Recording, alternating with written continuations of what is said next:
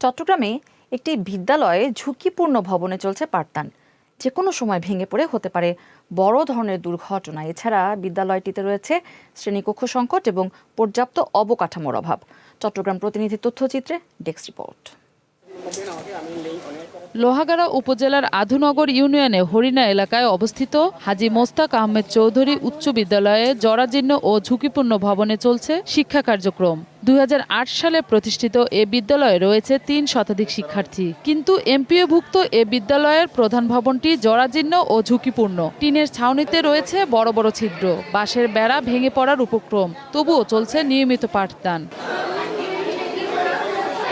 স্কুলটিতে মোট 5টি টিনশেড কক্ষ, যার কোনোটি মেয়েদের জন্য আলাদা ব্যবস্থা নেই। সম্প্রতি এলাকাবাসী ও জেলা পরিষদের সহায়তায় একটি সেমিপাকা ঘর নির্মিত হলেও তা পর্যাপ্ত নয়। শ্রেণীকক্ষ সংকটে 6ষ্ঠ থেকে 10ম শ্রেণী পর্যন্ত গ্রুপ ক্লাস নিতে হচ্ছে শিক্ষকদের। সরকার পক্ষ থেকে আমরা একটা 5তলা ভবন পাই, তাহলে আমাদের শিক্ষাকর্মে আরো উন্নতি ঘটবে। আমাদের যদি একটি বিল্ডিং তৈরি হয় তাহলে আমরা ভালোভাবে পড়ালেখায় মনোযোগ হতে পারবো। আমরা ভালো মানের একটি ওয়াশরুম চাই।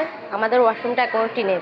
আমাদের ক্লাস করার পর অনেক ক্লান্তি লাগে, তাই আমাদের বিশ্রামের জন্য একটা কমন রুম দরকার। আমাদের স্কুলে গরমের কারণে গ্রীষ্মকালে আমাদের পড়ালেখা করতে কষ্ট হয়। বিগত কয়েক বছরে বিদ্যালয়টিতে কোনো ধরনের উল্লেখযোগ্য উন্নয়ন হয়নি। বর্ষা মৌসুমে শ্রেণীকক্ষে পানি ঢুকে পাঠদান ব্যাহত হয়। দ্রুত অবকাঠামো উন্নয়ন না হলে স্বাভাবিক শিক্ষা কার্যক্রম মারাত্মকভাবে ব্যাহত হওয়ার আশঙ্কা করছেন শিক্ষকরা। আমাদের চতুর্দিকে বাউন্ডারি ওয়ালের বেশি প্রয়োজন এবং আমাদের মাঠ সমস্যা এবং জায়গা আছে, কিন্তু আমাদের মাঠটা ভরাট হয় নাই। আমাদের বৃষ্টি বেশি হলে ছাত্রছাত্রীরা তখন ক্লাস করতে পারে না বৃষ্টির কারণে।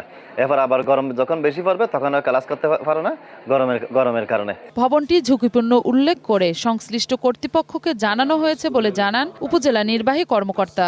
উন্নয়নের জন্য যা যা দরকার ইনশাআল্লাহ উপজেলা প্রশাসন সবার সাথে আছে। তারপরে উপজেলা প্রশাসনের সামর্থ্যের একটা সমস্যা, যে সামর্থ্য থাকলেও অনেক সময় করা সামর্থ্যের বাইরে অনেক কিছু করতে হয় এবং ওই যে স্বাদ আর সাধ্যের যে সীমাবদ্ধতা, সেই সীমাবদ্ধতার কারণে অনেক সময় অনেক কিছু করা সম্ভব হয় না। ইনশাআল্লাহ আমরা চেষ্টা করবো আমাদের তরফ থেকে যতটুকু সম্ভব। আধুনিক শিক্ষার যুগে এখনো জরাজীর্ণ টিনের ঘরে ক্লাস করছে শত শত শিক্ষার্থী। তাদের নিরাপত্তা ও স্বাভাবিক শিক্ষার পরিবেশ নিশ্চিত করতে দ্রুত পদক্ষেপ নেওয়া জরুরি বলে মনে করছেন সংশ্লিষ্টরা। মৌসুমী মৌ, গ্রিন টিভি, নিউজ ডেস্ক।